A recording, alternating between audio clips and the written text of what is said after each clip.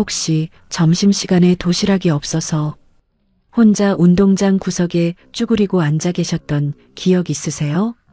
친구들이 다 도시락 펼쳐놓고 맛있게 먹을 때 나는 배에서 꼬르륵 소리 날까봐 손으로 배를 꾹 누르고 앉아 있었던 그 시절. 국민학교 교실 난로 위에 도시락 냄새가 가득 퍼지던 그 시간에 나는 그냥 창밖만 하염없이 바라봤던 그 기억. 그게 벌써 50년도 넘은 이야기인데 왜 지금도 이렇게 선명하게 남아있는 걸까요? 오늘 이 영상 그 시절 이야기로 시작합니다. 근데 단순히 추억 얘기만 하려는 게 아니에요. 대한민국 65세 이상 노인 빈곤율 43%, OECD 회원국 중 당당히 1위입니다. 평생을 일하고 자식 키우고 이 나라 경제 다 이끌어 놓고 지금 하루 한 끼로 버티는 어르신들이 이렇게나 많습니다. 이 영상 끝까지 꼭 봐주세요. 중간에 끄시면 절대 안 돼요. 후반부에 지금 당장 신청할 수 있는 실질적인 지원 정보까지 꼼꼼하게 알려드립니다. 이거 모르고 지나치면 진짜 손해예요. 어르신들한테 꼭 필요한 정보입니다. 오늘 이 영상이 조금이라도 마음에 닿으셨다면 구독 버튼 한 번만 눌러주세요. 좋아요와 알림 설정까지 함께 해주신다면 저한테는 정말 큰 힘이 됩니다. 진심으로 감사드립니다. 자, 이제 진짜 이야기를 한번 해봅시다.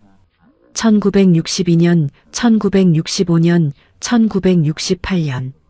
그 언저리 어딘가에서 태어나신 분들이라면 지금부터 제가 하는 말 하나하나가 심장에 딱딱 꽂히실 거예요. 국민학교라는 말. 지금 20대, 30대한테는 그냥 낯선 옛날 단어지만 우리한테는 달라요. 국민학교. 그 두 글자 안에는 그냥 학교 이름만 들어있는 게 아니에요. 먼지 냄새 나던 나무 책걸상, 삐걱삐걱 소리 나던 낡은 마룻바닥, 겨울이면 교실 한가운데 놓인 시커먼 연탄 난로, 그 난로 위에 줄줄이 올라가 있던 양철 도시락들, 그 따뜻한 김이 모락모락 올라오던 풍경, 그 냄새, 그 소리, 그 온기가 다 거기 담겨 있어요. 근데 오늘은 저 그 따뜻한 추억 이야기만 하려는 게 아니에요. 솔직하게 아프더라도 그 시절에 우리가 얼마나 배가 고팠는지, 그리고 지금 이 순간에도 얼마나 배가 고픈지 그 이야기를 같이 해보려 해요. 그 시절을 한번 천천히 돌아가 봅시다. 국민학교 입학하던 날, 어머니가 새벽부터 일어나서 무언가를 꿰매셨어요. 찢어진 책가방이었을 거예요. 실이 없는 날에는 실 대신 노끈으로라도 꿰매셨죠. 교복은 동네 언니나 오빠한테 물려받은 거. 치수가 안 맞아서 소매는 접어 올리고 허리는 안전핀으로 고정하고 그렇게 입고 학교 갔어요. 그게 창피하지도 않았어요. 남들도 다 비슷했으니까. 오히려 새 교복 입고 오는 아이가 특별해 보이던 시절이었어요. 신발은 어떠셨어요? 고무신. 겨울에도 고무신 신고 다니신 분 계시죠? 운이 좋으면 검정 고무신, 형편이 좀 되는 집 아이들은 흰 운동화를 신었어요. 그 흰 운동화 신고 오는 애 보면 그렇게 부러울 수가 없었어요. 발이 꽁꽁 얼어도 그냥 걸었어요. 그때는 그게 당연한 줄 알았으니까. 모두가 그랬으니까. 발 시린 게 고통인 줄도 몰랐어요. 원래 겨울이란 게 그런 건 줄 알았어요. 학교까지 얼마나 걸어가셨어요? 3리, 5리, 10리. 어떤 분들은 20리, 30리를 걸어 다니셨던 분도 계실 거예요. 산길, 논두렁길, 강가 자갈길. 새벽 안개가 채 걷히기도 전에 길을 나서야 했어요. 하늘이 빛나기 시작하는 새벽녘에 차가운 공기를 가르며 걸어가던 그 길. 발밑에서 사각사각 소리나던 설이 밟던 그 감촉이 아직도 기억나는 분 계세요? 저는 기억나요. 그 차가운 땅 위에 남겨진 발자국들. 그게 어린 우리가 세상에 새긴 첫 번째 흔적이었어요. 도시락 없는 날은 더 일찍 나섰어요. 괜히 빨리 걸어서 학교에 먼저 가 있으면 아이들이 도시락 꺼낼 때 모른 척하기가 더 쉬웠거든요. 학교에 늦게 도착하면 선생님한테 회초리 맞으니까 빈속에도 발걸음만은 제게 걸었어요. 바람이 얼마나 불었는지도 잘 기억 안 나요. 그냥 걸었으니까. 목적지가 있으니까 걸었어요. 그게 그때 우리였어요. 그 시절 교실 풍경을 한번 떠올려 봐요. 겨울이 오면 교실 한가운데 난로가 생겼어요. 화구에 연탄 넣고 뚜껑 닫으면 얼마 지나지 않아 빨개지면서 뜨거워졌어요. 그 난로 주변 가장 앞쪽에 앉은 아이들은 더워서 좋고 뒤쪽에 앉은 아이들은 추워서 싫고 그 온도 차가 교실 앞뒤로 극명하게 갈렸어요. 아침마다 당번이 연탄 들고 교실로 들어왔어요. 집에서 연탄 한 장씩 가져오는 거였어요. 연탄 못 가져온 날은 얼마나 눈치가 보였겠어요. 어떤 아이는 연탄 대신 나뭇가지를 들고 온 날도 있었어요. 선생님도 뭐라 하지 않으셨어요. 다들 사정을 아니까. 그게 그 시절 선생님의 배려였어요. 말 없는 배려. 교실 안에서 제일 좋은 날이 언제였는지 아세요? 비가 오거나 눈이 와서 쉬는 시간에 밖에 못 나가는 날이었어요. 그러면 친구들이랑 교실 안에서 수다 떨고 윷놀이 비슷한 거 하고 그냥 시시콜콜한 얘기하면서 있었거든요. 그때는 그게 그냥 행복이었어요. 뭔가 대단한 게 없어도 점심시간. 이게 제일 큰 고비예요. 12시가 되면 선생님이 점심시간을 알려주셨어요. 그러면 아이들이 저마다 도시락을 꺼냈어요. 미리 난로 위에 올려두었던 도시락은 따뜻하게 데워져 있었고 뚜껑을 여는 순간 김이 확 올라왔어요. 김치 냄새, 콩자반 냄새, 멸치 냄새, 이런저런 반찬 냄새가 교실 가득 퍼졌어요. 그 냄새가 교실 구석구석까지 배었어요. 도시락 없는 날 그 냄새가 어땠겠어요. 배에서 소리가 날까봐 얼마나 긴장이 됐겠어요. 그 냄새 맡으면서 침 꿀꺽 삼키고 아무것도 아닌 척 창밖을 보거나 책 펼쳐놓고 앉아 있었어요. 그러다 슬그머니 뒷문으로 빠져나갔어요. 운동장 구석 나무 아래, 창고 옆 그늘진 벽 쪽, 아무도 안 오는 곳을 찾아갔어요. 거기서 혼자 앉아서 점심시간이 끝나길 기다렸어요. 배가 꼬르륵거려도 소리 안 나게 꾹 눌렀어요. 그 시간이 얼마나 길게 느껴졌겠어요. 15분, 20분이 1시간처럼 느껴졌어요. 도시락 없는 아이들이 한둘이 아니었어요. 그 시절에 그게 특별한 일이 아니었으니까요. 어떤 선생님들은 아셨어요. 어느 아이가 점심을 굶는지.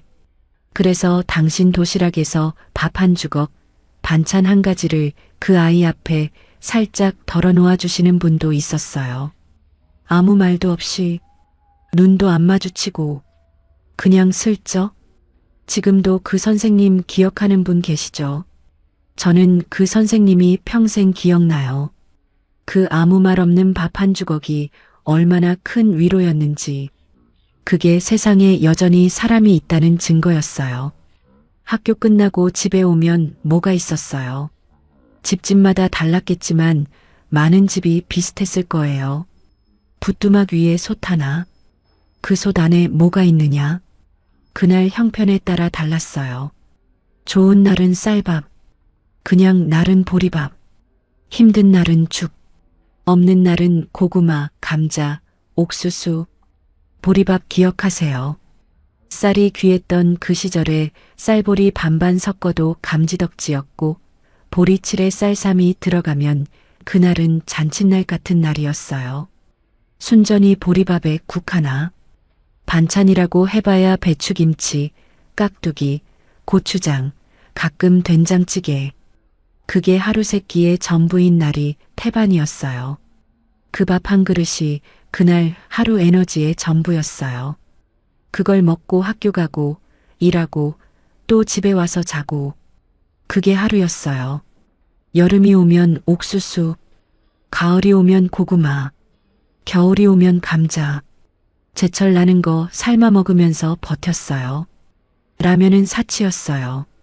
라면 한 봉지 사 먹으려면 그때 돈으로 5원, 10원이 필요했는데 그게 없는 집이 태반이었어요. 라면 먹는 날이 있으면 그날은 온 가족이 신이 났어요. 국물에 밥 말아 먹고 그게 그 시절 행복이었어요. 지금 생각하면 웃음이 나지만 그때는 진짜로 그게 좋았어요. 어머니 이야기를 안 할 수가 없어요. 어머니는 새벽에 제일 먼저 일어나셨어요. 밥 짓고 아이들 깨우고 도시락 싸고. 도시락 쌀 게 없는 날에는 그 새벽에 얼마나 속이 타셨겠어요. 찌꺼기 끌어모아서 고구마라도 하나 넣고 아이가 학교에서 배고프면 어쩌나 싶어서 마음이 무너지셨을 거예요. 근데 애한테 티를 내면 아이가 상처받으니까 그냥 웃으면서 학교 보내셨죠. 그 웃음 뒤에 얼마나 많은 게 있었겠어요. 낮에는 밭일하고 밤에는 삭바느질 하셨어요. 전구 불빛 아래서 눈 비비며 남의 옷감 꿰매던 어머니 손. 바늘에 실 꿰다가 잘 안 보여서 침 묻혀 다시 꿰던 그 손. 손에 덴박이 박이고 손가락 마디가 굵어지고 겨울이면 갈라터져 피가 나도 그냥 일하셨어요. 일 멈추면 밥이 없으니까. 그 손이 저를 학교까지 보내줬어요. 그 손이 저를 지금 여기까지 오게 한 거예요. 아버지는 어디 계셨어요? 농사 짓고 막노동하고 광산 가고 공사판 따라다니고 지게 지고 산을 올랐어요. 새벽에 나가서 저녁 늦게 때로는 밤중에 들어오셨죠. 손에 굳은 살이 박이고 허리는 굽고 눈이 충혈되어 있어도 집에 들어오면 자식들 얼굴 보고 웃으셨어요. 그 웃음 뒤에 얼마나 많은 게 숨어 있었는지 그때는 몰랐어요. 나이 들어서야 조금씩 알았어요. 그 웃음이 얼마나 억지였는지, 얼마나 피곤한 몸으로도 웃으셨는지. 학용품 이야기도 빠질 수가 없어요. 교과서를 다 살 수가 없었어요. 옆 반 아이한테 빌려서 공부하거나 앞에 앉은 친구 것을 같이 들여다보거나 공책은 다 쓰면 여백 찾아서 작게 또 쓰고 거기도 없으면 뒷표지 안쪽에 빽빽하게 쓰고 몽당 연필은 끝까지 써서 손가락 사이에 끼워가며 쓰고 더 이상 잡기 어려워지면 나무에 끼워서 또 썼어요. 지우개는 비싸니까 침 묻혀서 지우려다 공책만 뭉개놓기 일쑤였어요. 그래도 공부하려 했어요. 공부해야 이 가난에서 벗어날 수 있다고 누군가 그렇게 말해줬으니까. 선생님이든 어머니든 이웃 어른이든. 운동의 날은 어떠셨어요? 1년에 한 번 가을에 운동의 날이 오면 학교 전체가 들썩였어요. 근데 그날도 마음 한구석이 무거웠던 분 계실 거예요. 운동의 날이면 어머니들이 도시락을 풍성하게 싸오시는 날이거든요. 김밥, 삶은 계란, 사이다. 그런 날에 도시락이 없으면 더 눈에 띄었어요.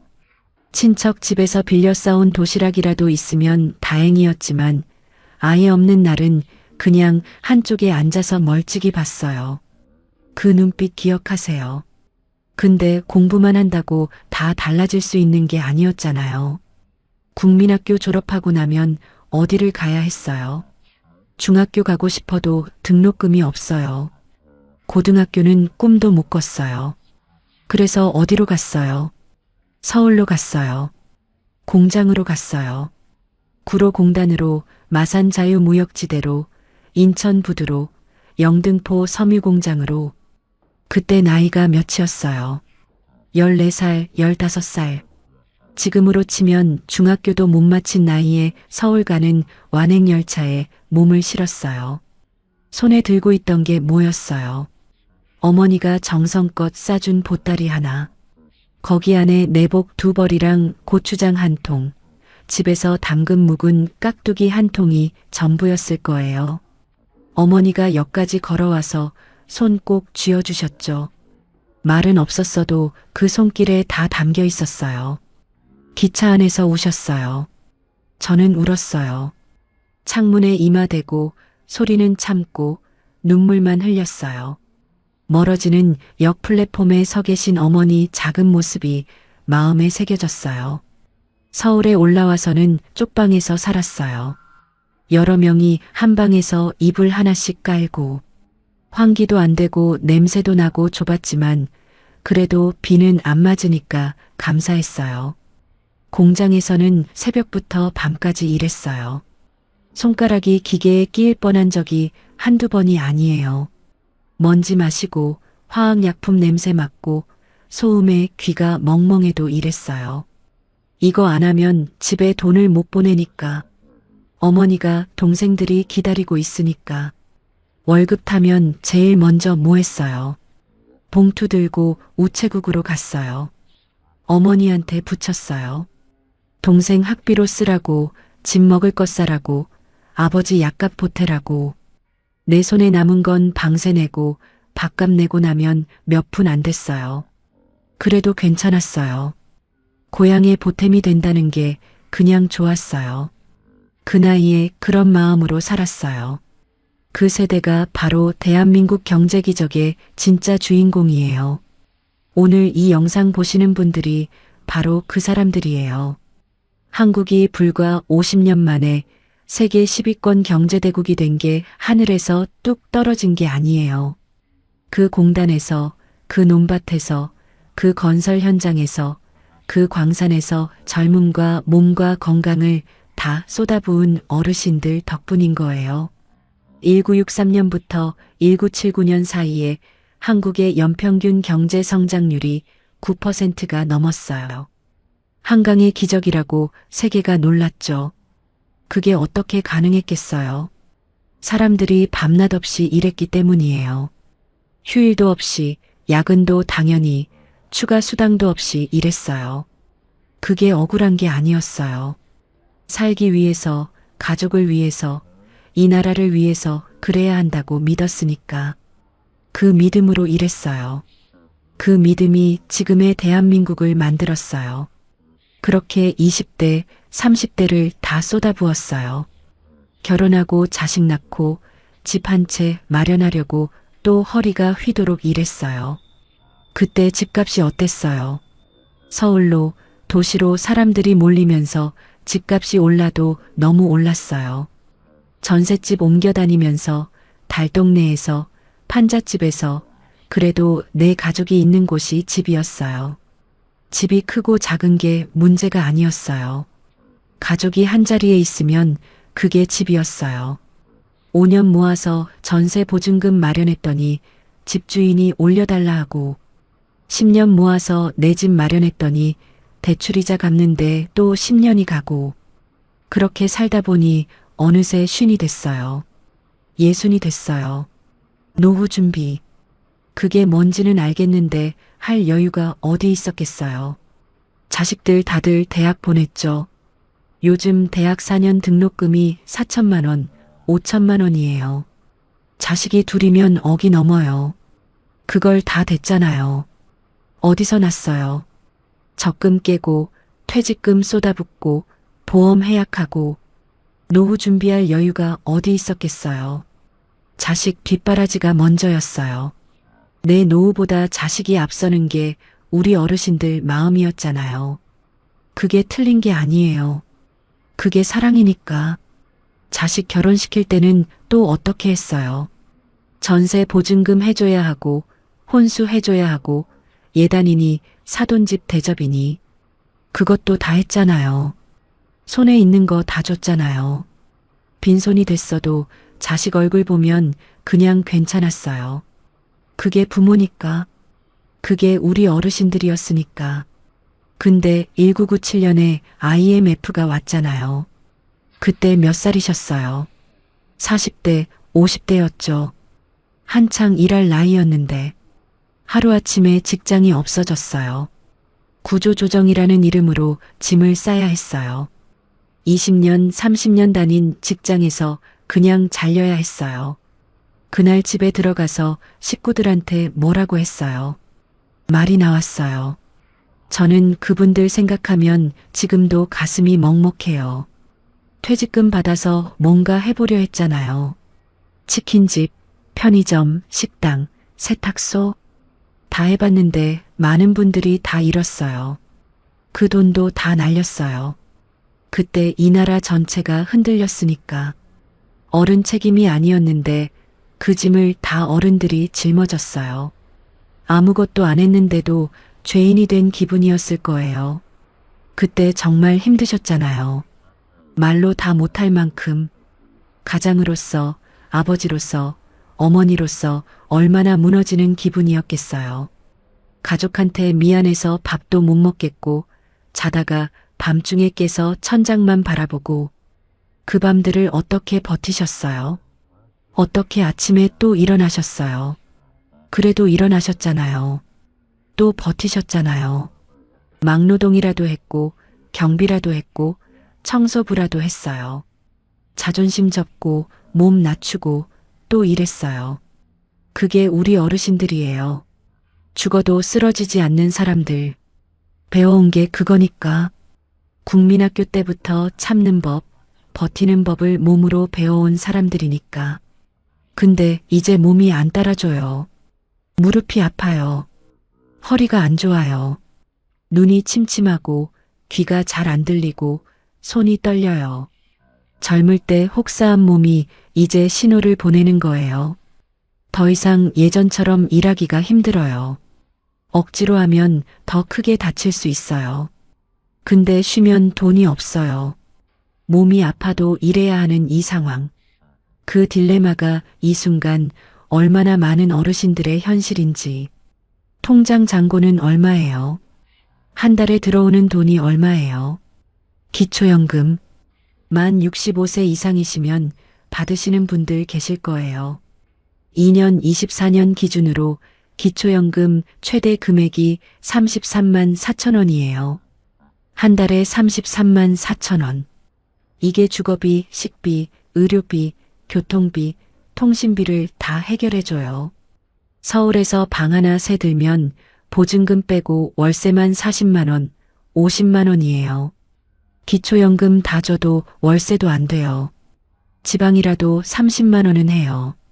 거기서 밥은 어떻게 먹어요? 병원은 어떻게 가요? 국민연금은요? 2023년 기준으로 국민연금 수령자 평균 수령액이 한 달에 약 63만 원이에요. 이것도 올해 많이 낸 사람 기준이에요. 짧게 냈거나 납부 이력이 없는 분들은 훨씬 적게 받아요. 아니면 아예 못 받으시는 분들도 있어요. 그 시절에 직장이 변변치 않아서 농사 짓고 자영업 하다가 실패해서 국민연금을 제대로 납부 못하신 분들이 얼마나 많아요. 그분들은 지금 어떻게 사세요? 대한민국 65세 이상 노인 빈곤율이 43%예요. OECD 평균이 약 13%인데 우리나라가 그 3배가 넘어요. 세계 10위권 경제대국이라는 나라에서 노인 10명 중 4명이 상대적 빈곤선 이하로 살고 있어요. 빈곤선이 1인 가구 기준 한 달 소득 약 110만 원이에요. 110만 원도 안 되는 돈으로 살아가는 어르신이 그렇게 많다는 거예요. 이 나라 경제를 일으켜 세운 사람들이, 그분들이 지금 그렇게 살아가고 계세요. 새벽 5시, 아직 날도 제대로 안 밝은 시간에 리어카 끌고 나오는 분이 있어요. 폐지를 줍는 거예요. 아파트 단지 돌고, 상가 뒤편 돌고, 마트 옆 골목 돌고, 종이 박스를 모아서 실어요. 무거운 냉장고 박스도 혼자 접어서 올려요. 무릎이 아파도 허리가 아파도 폐지 20kg 모아서 고물상에 가져가면 킬로그램당 100원 안팎이에요. 20kg이면 2,000원이에요. 하루 종일 리어카 끌어도 10,000원 벌기가 쉽지 않아요.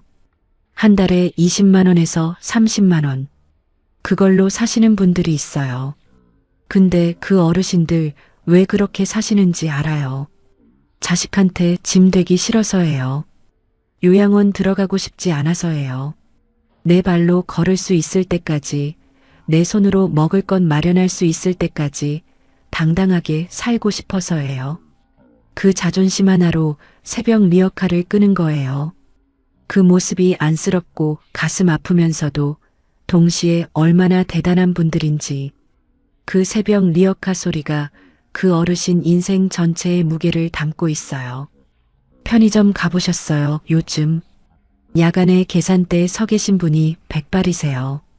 이른이 넘어 보이시는데 야간 알바를 하세요. 밤 10시부터 새벽 6시까지. 시급 10,000원이에요. 8시간 일하면 80,000원이에요. 한 달 22일 일하면 176만 원이에요. 근데 그 몸으로 야간 알바를 어떻게 버텨요? 무릎도 안 좋고 허리도 안 좋은데. 그래도 하세요. 달리 방법이 없으니까. 집에 있으면 아무것도 안 들어오니까. 손님이 오면 그래도 인사할 사람이 있으니까. 그게 또 이유가 되기도 해요. 아파트 경비하시는 어르신들도 마찬가지예요. 24시간 막교대로 일하면서 월 200만 원 안팎. 거기서 사대보험 떼고 식비 빼고 반값 내고 나면 손에 남는 게 얼마 안 돼요. 젊은 사람들도 힘든 야간 경비를 어르신들이 하고 계신 거예요. 아파트 주민들한테 인사하면서 거기서 보람 찾으면서. 그게 지금 어르신들의 하루예요. 노인 일자리 사업으로 나오시는 분들도 있어요. 공원 청소, 학교 급식 보조, 주차 유도, 도서관 정리. 월 30만 원에서 50만 원이에요. 하루 서너 시간. 그나마 그게 있는 날은 낫다고 하세요. 밖에 나올 이유가 생기니까. 사람 만나는 게 생기니까. 그 돈보다 그 이유가 더 중요할 때도 있어요. 식사는 어떻게 하세요? 동네 경로당에서 한 끼 해결하시는 분들이 계세요. 복지관에서 무료 점심 먹으러 가시는 분들도 계세요. 거기가 싫은 게 아니에요. 거기 식사가 맛없는 게 아니에요. 근데 그걸 의지해야 하는 현실이 서러운 거예요. 내 돈으로 내가 먹고 싶은 거 사 먹고 싶은데, 그냥 고기 한 점, 생선 한 조각, 내 돈으로 사 먹고 싶은데 그게 안 되는 현실이, 그게 서러운 거예요. 어릴 때도 못 먹었는데 늙어서도 못 먹는다는 그 서러움이. 라면 한 봉지가 이제 1,000원이 훨씬 넘어요. 계란 한 판이 얼마예요? 배추 한 포기가 얼마예요? 물가는 계속 오르는데 들어오는 돈은 그대로예요. 마트 가면 카트에 뭘 넣을 때마다 계산기를 두드려요. 이거 사면 저거 못 사는 거니까. 삼겹살 한 번 먹으면 다음 주 반찬 값이 없으니까. 이게 국민학교 다닐 때랑 뭐가 달라요? 그때도 돈 없어서 못 먹었는데 지금도 돈 없어서 못 먹어요. 50년이 흘렀는데. 병원은 어떻게 하세요?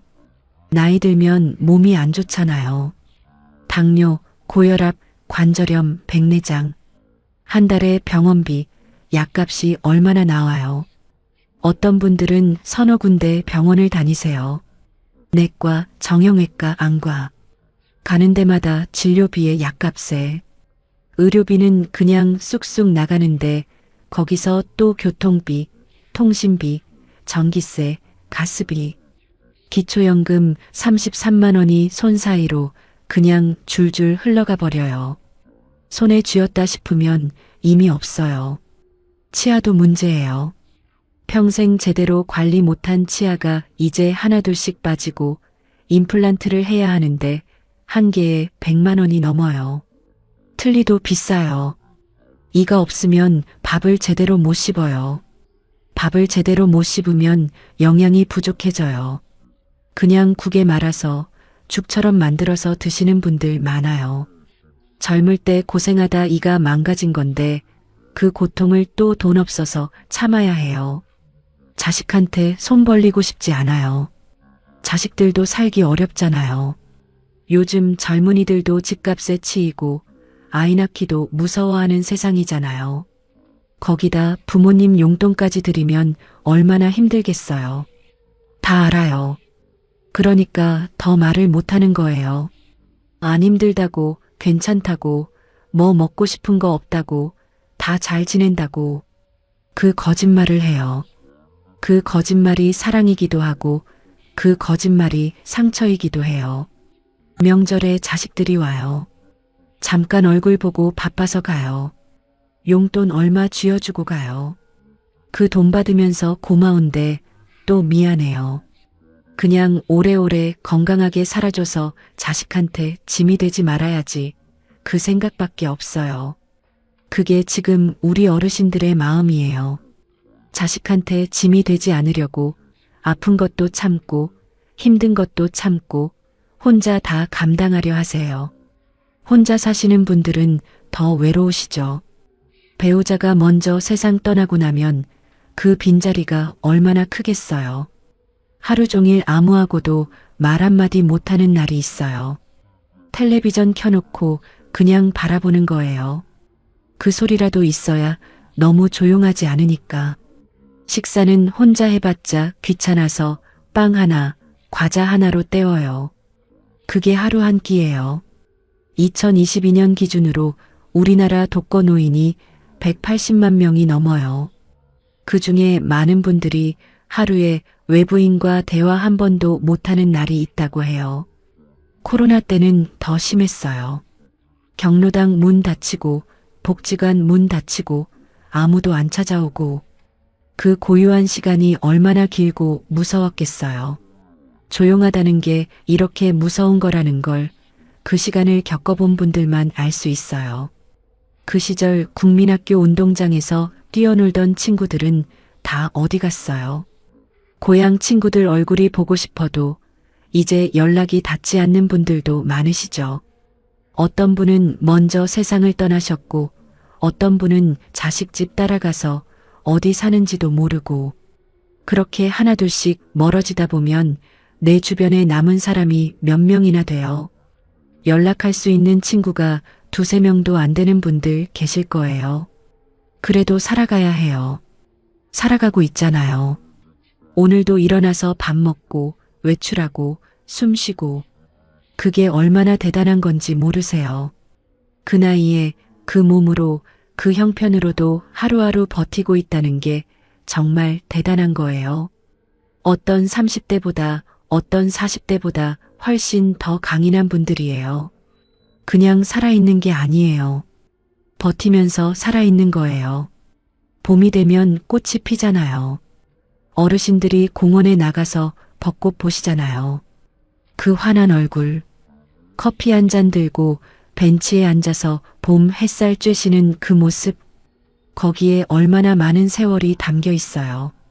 얼마나 많은 것을 견뎌온 사람의 얼굴이에요. 국민학교 시절 도시락 없어서 운동장 구석에 앉아있던 그 아이가 이제는 공원 벤치에 앉아서 봄바람을 쐬고 있어요. 그 사이에 얼마나 많은 게 있었겠어요. 얼마나 많이 울었고 얼마나 많이 참았고 얼마나 많이 버텼겠어요. 그 긴 세월을 살아온 분들이에요. 이제 지원받을 수 있는 것들 이야기를 해볼게요. 꼭 알아두세요. 기초연금 아직 신청 안 하셨으면 지금 바로 주민센터 가세요. 만 65세 이상이시고 소득과 재산이 일정 기준 이하시면 받으실 수 있어요. 혼자 신청하기 어려우시면 주민센터 복지 담당자한테 도움 요청하세요. 그분들 친절하게 도와드려요. 의료급여 제도도 있어요. 소득이 일정 기준 이하면 병원비를 거의 안 내도 되는 제도예요. 본인이 해당되는지 주민센터에서 확인해 보세요. 노인 틀니 임플란트 지원도 있어요. 만 65세 이상이시면 건강보험 적용받아서 훨씬 저렴하게 하실 수 있어요. 이것도 꼭 알아두세요. 에너지 바우처도 있어요. 전기세, 도시가스비 지원해 주는 거예요. 겨울에 가스비 아끼려고 추위 참으시지 말고 이런 제도 꼭 활용하세요. 따뜻하게 지내야 건강도 유지가 돼요. 기초생활수급자 혜택도 있어요. 소득이 아주 낮으신 분들은 주거급여, 의료급여, 생계급여를 받으실 수 있어요. 창피한 게 아니에요. 이건 국가가 국민한테 해줘야 하는 기본 의무예요. 우리 어르신들이 이 나라 위에서 낸 세금으로 만들어진 제도예요. 당연히 받으실 자격이 있어요. 억지로 참지 마시고 받을 수 있는 건 다 받으세요. 마지막으로 이 말씀 꼭 드리고 싶어요. 자식한테 말 못하고 있는 거 있으면 한 번쯤은 말씀해 보세요.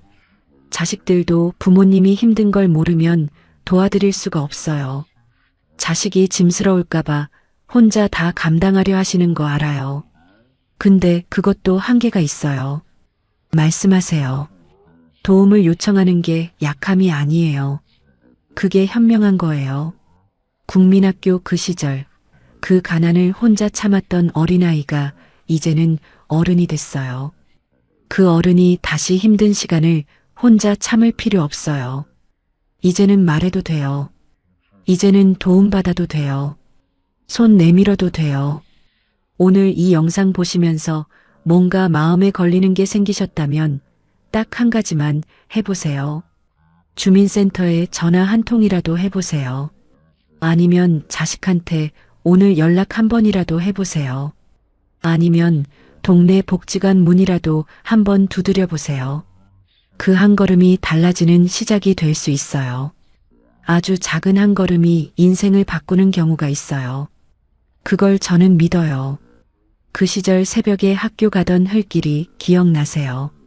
안개 속에 혼자 걷던 그 길, 도시락 없이 운동장 구석에 앉아있던 그 점심시간. 그 시절 우리는 가난했지만 포기하지 않았어요. 걸어갔어요. 버텼어요. 그게 지금 여기까지 온 힘이에요. 지금 힘드신 분들 절대 혼자 감당하려 하지 마세요. 50년 전에도 혼자 버텼는데 이제는 혼자 안 버텨도 돼요. 받을 수 있는 지원 받으시고 말할 수 있는 곳에 말씀하세요. 그 용기가 나머지 세월을 더 따뜻하게 만들어줄 거예요. 여러분의 삶은 절대 헛되지 않았습니다. 이 나라 경제를 일으키고 자식들 키우고 그 모든 것을 해내신 분들이에요. 그 인생이 얼마나 값진지 절대 잊지 마세요. 오늘 영상 끝까지 함께 해주셔서 진심으로 감사드립니다. 다음 영상에서는 지금 신청할 수 있는 노후 지원 제도를 더 자세히 알려드릴게요. 구독과 알림 설정 꼭 해주시고 오늘도 따뜻한 하루 보내세요.